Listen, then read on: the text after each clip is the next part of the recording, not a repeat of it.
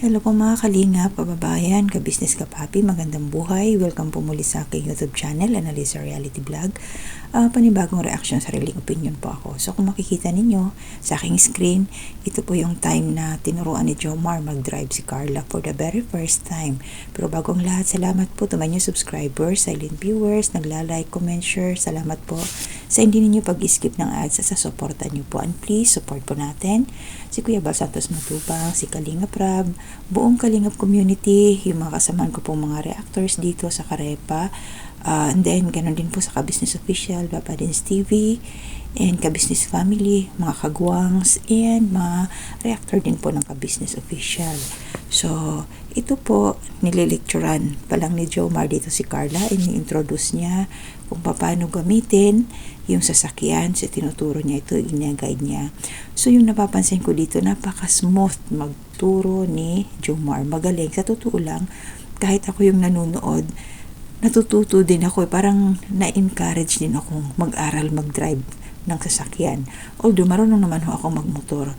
Pero nakakatuwa kasi dito, kumbaga, mas madaling maintindihan yung pamamaraan ni Jomar na kung paano niya itinuro kay Carla yung pag-start, yung pagtapak doon sa sa preno, yung sa gas, tapos yung pag-handle ng brake, ayan, yung mga pag-press ng mga button, kasi matik ang kanilang sasakyan.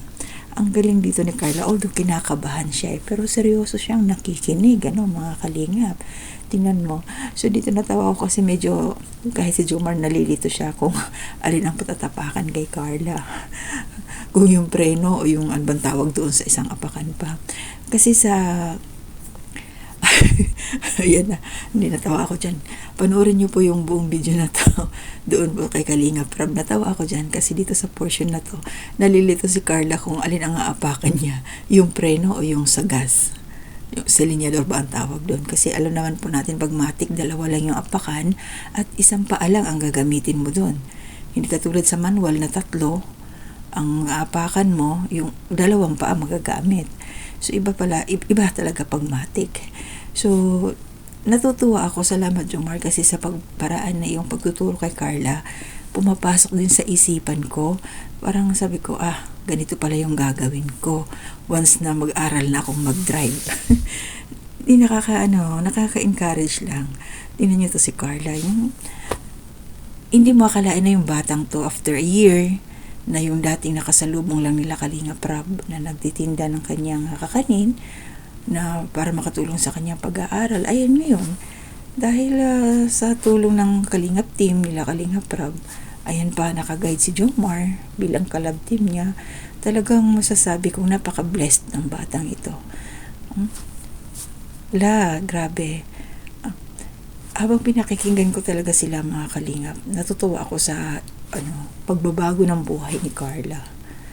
Grabe.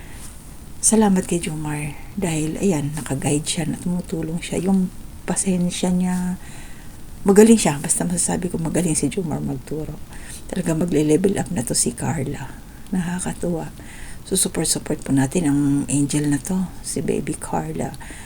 Ay, bagay na bagay sa kanyang mag-drive. Sino po ba dyan yung kinilig nung habang nanonood dito? Basta ako po, natuwa ako dito sa aking nakita sa dalawang ito. So, hindi ako magtataka kung darating yung araw, magkakaroon na rin ito ng sariling sasakyan si Carla. So meron pong portion dito, pakinggan ho natin ang kanilang conversation, yung time na mag-start na si Carla sa papaandar na, although kinakabahan. Kahit naman sino, first time kakabahan ka kung tutuloy ko ba to o hindi. Di po ba mga ka-business, kabayan, kapapi at kalinga? Grabe. Carla, kaya mo yan. Focus lang. Ayan, chinecheer up siya ni Agong. Ayan, nakakatuwa lang silang panoorin. Seryoso talaga si Carla. Sige Carla, pakinggan mo mabuti at nang masundan mo. Kaya mo yan. Diretso talaga ang Yan ang magandang pagtuturo ng pagdadrive. Yung actual ka agad. Diretso yung lecture then application. Yun ang maganda. Dahil mas ma-apply mo kaagad, mas madaling maintindihan kaysa sa puro lecture muna, makakalimutan. Maganda yung sabay talaga. So pakinggan ho natin kung ano yung magiging conversation nila dito once na mag-start ng mag-drive si Carla. So ngayon mag-hazard tayo Yan po. kasi nagda-driving lesson. Yan. Konti lang yung mo, pag gumawa ko ng konti, kakaliwa agad, kakan agad yan. Konti lang. Sige, try mo ngang yung gas. Konti lang.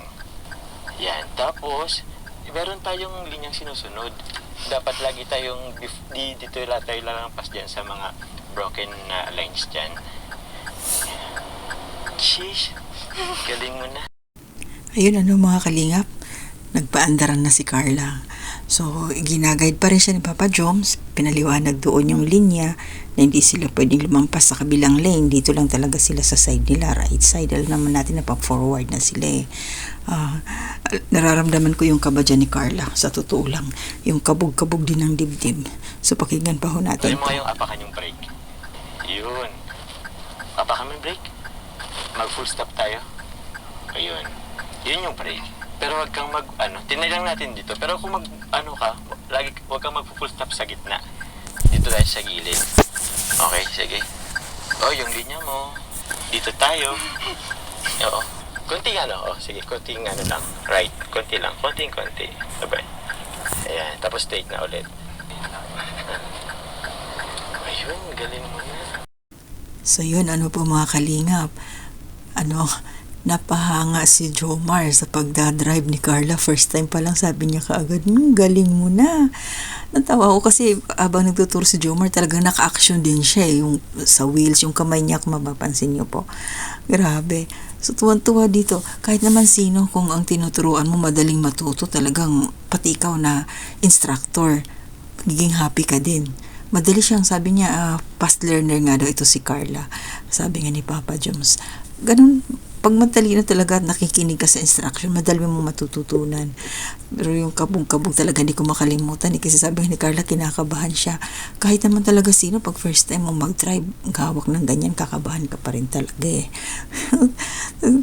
Ay, alam niyo, siguro yung time na yan, yung dati ni Carla, sa gabi, baka hindi siya makatulog, ma-imagine niya yung ginawa niya sa pagdadrive. Ganun pala yun. Lutang pa yan, masusundan ba to? Kasi syempre, gaganahan na siya eh. Sunod na pag-aaralan na ito, tuturuan to kung paano mag-park ni Papa Joms. Excuse me, kasi umpisa pa lang naman to eh. Ay nako, Carla, natutuwa kami sa pagbabago ng iyong buhay mo. Kaya tuloy-tuloy mo lang yan. Yung ugali mo, hanggang nung una ka namin napanood, huwag ka sana magbabago. Marami pang blessing ang darating sa'yo. Ayan, tuloy-tuloy lang kila Kalinga Prab. At least meron ko na rin YouTube channel. Makakatulong yan sa'yo. So yun lang po yung sa akin. Maraming salamat sa inyo mga Kalingap.